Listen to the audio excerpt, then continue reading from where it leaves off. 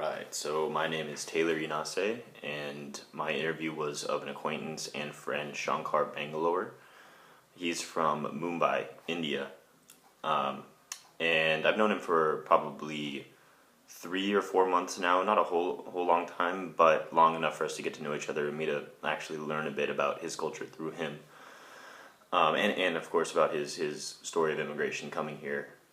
He's from Mumbai, which is a city of about 18 million people, and which is about 4 times larger than Los Angeles and 10 times larger than Phoenix. For perspective, it's a very large city. So coming here was a bit of a change. He was used to the metropolitan aspect, but it was definitely a different culture and quite a bit different than what he was used to back home. Growing up, his family was very tightly knit.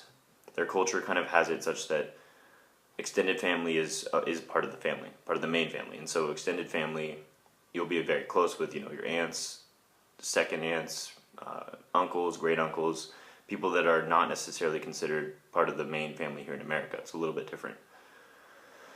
So that was something that was probably a bit of a culture shock, and the way that he described it to me during our interview when he came here was just the separation from that family, because he was so used to it, was really just a different atmosphere here in America, especially without his family, here with him.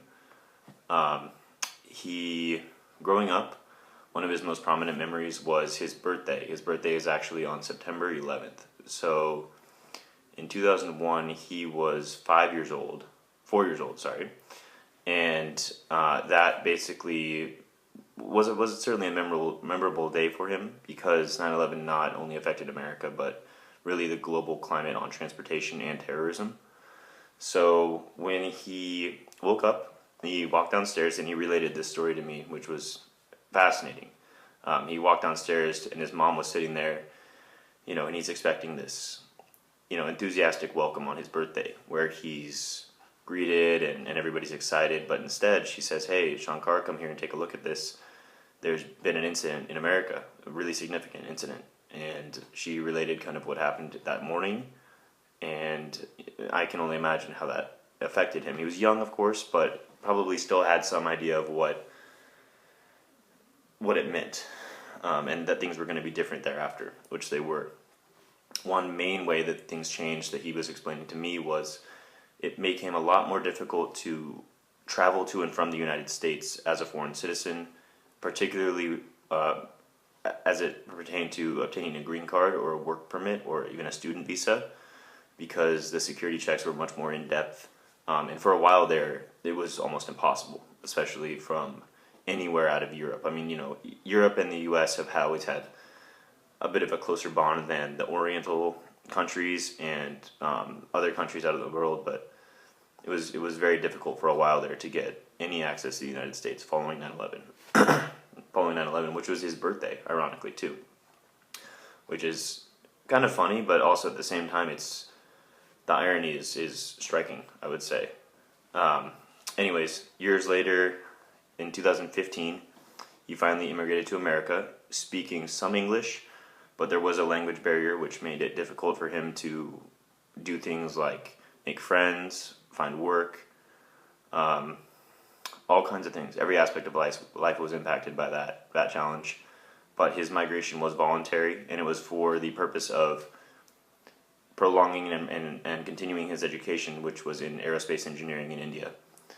And that led him to Arizona State University, which is a culture shock, of course, coming from Mumbai. But this was a really good place for him to come and continue his education. So he found that it was worth it to leave his family, his friends, his entire life behind and move here indefinitely, knowing nobody, and set up an entirely new life for himself here in Phoenix. One thing he mentioned was that early in life, he was exposed to American media in the form of songs, movies, books, kind of the Hollywood effect. It permeates around the world. It's not just an American thing, which is something I think a lot of people here don't realize, is how wide of a reach Hollywood has and our media has, because it has an impact on pretty much everywhere in the world. Every country has some idea of American media, be it books, movies, any type of writing or theatrical works. But yeah, he really was kind of used to the media aspect of it when he came here. In fact, one of his favorite rappers was Eminem growing up, an American rapper from Detroit.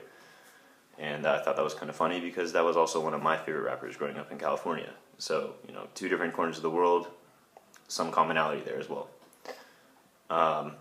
When he moved here, he was encouraged by his family. Now, his family's not wealthy, but they are certainly comfortable to the point where they're able to support him somewhat. They're a bit of a safety net for him. But he was always encouraged to support himself as much as possible and to really try to find a job, which has been complicated by the fact that he can't technically work here because he's on a student visa. So being on a student visa, his options are somewhat limited as far as occupations. He's able to work for ASU. He's able to work for things like the bookstore, on-campus jobs, other things like that. But he couldn't even work at a general service industry in America, which is what a lot of students end up doing. Food service, these type of things. He's unable to enter that as a student right now, though he may be qualified. His visa will not allow him to do that, which is unfortunate. But he's working on it. There are ways for him to become eligible, but he has not yet. So that is one of the things he's working on now and trying to overcome. One of the challenges of immigration that he's still working to overcome.